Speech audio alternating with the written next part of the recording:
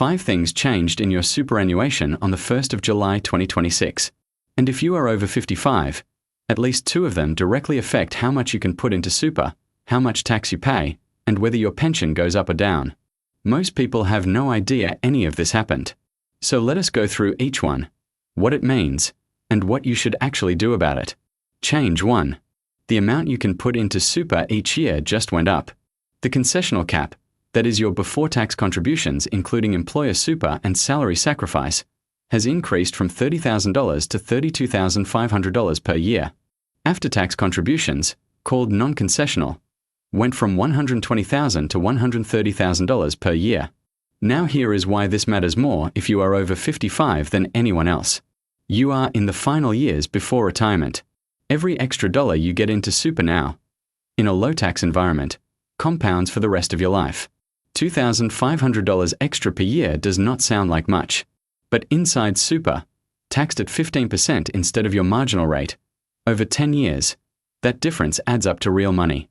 And if you are under 75 and your total super balance is below $2 million, you can also use what is called the bring forward rule. That lets you pull forward 3 years of non-concessional contributions in one hit. From July 2026, that maximum just increased from $360,000 to $390,000. If you have been thinking about making a large lump sum contribution, this is the window.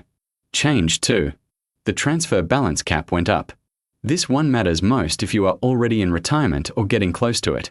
The transfer balance cap is the maximum amount you can move into the tax-free retirement phase of super, where your investment earnings are taxed at 0% instead of 15%. From the 1st of July 2026, that cap increased from $2 million to $2.1 million. Now most Australians watching this have nowhere near $2 million in super. So why does this matter to you? Because it has a flow-on effect. The total super balance threshold, which determines whether you can make after-tax contributions at all, also moved to $2.1 million. If your balance was sitting just above $2 million, you may now have contribution options you did not have before. Actually, wait. There is something here that almost nobody checks.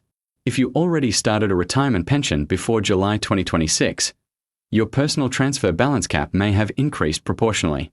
The ATO calculates this automatically, but you need to log into MyGov and check your ATO account to see your updated personal cap. Most people never look at this. It takes 5 minutes and could open up options you did not realize existed. Change 3. Deeming rates went up. And this one, honestly, is the one that catches the most people off guard. From March 2026, the lower deeming rate increased from 0.75% to 1.25%. The upper rate went from 2.75% to 3.25%.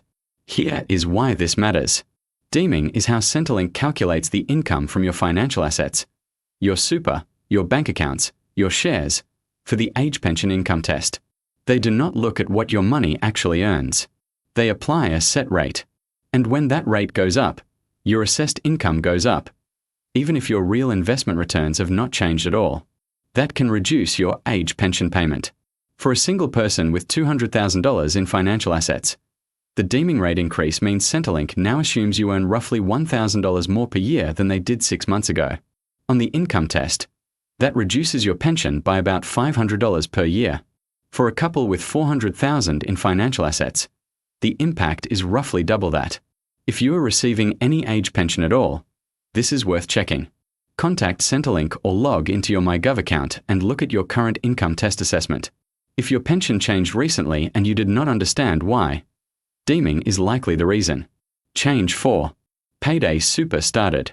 And this one is more relevant than most people think, even if you are already retired.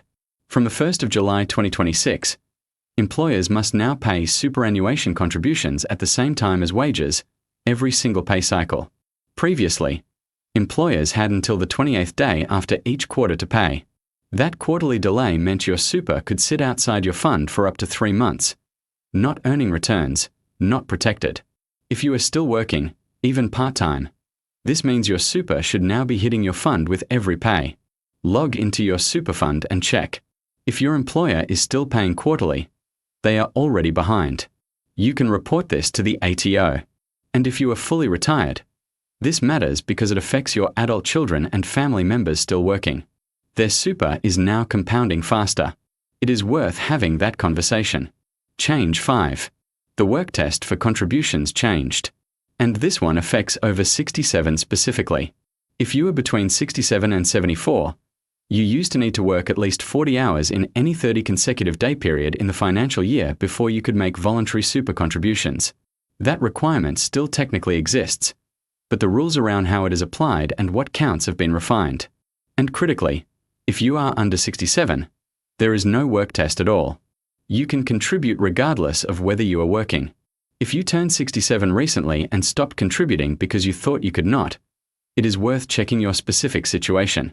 The rules have moved more than once, and the current position may be different from what you last read. So here is where that leaves you. The concessional cap is now $32,500. If you are still working or salary sacrificing, update your arrangement to capture the full new cap. Your superfund or payroll team can help with this. Check your transfer balance cap on MyGov if you are already in pension phase. 5 minutes. Could open up options. If your age pension changed recently, deeming is the likely cause. Contact Centrelink to understand exactly how your income test is being calculated under the new rates. If you are still working part-time, confirm your employer is now paying super with every pay cycle, not quarterly.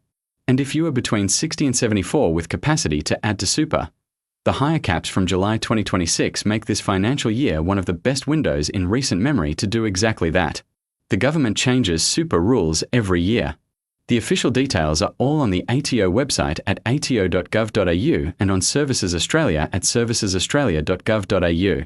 Those sites have everything, but they are long, technical, and honestly not easy reading. That is why this channel exists. We go through it for you every single week, in plain language, so you know what changed and what to do about it. Subscribe to SuperEase Australia if this helped you. Every video is built specifically for Australians over 55. Real figures. Real government sources. Nothing made up. Drop a comment below. Just tell me which of these 5 changes surprised you most. One word is fine. It helps me know what to cover deeper next time.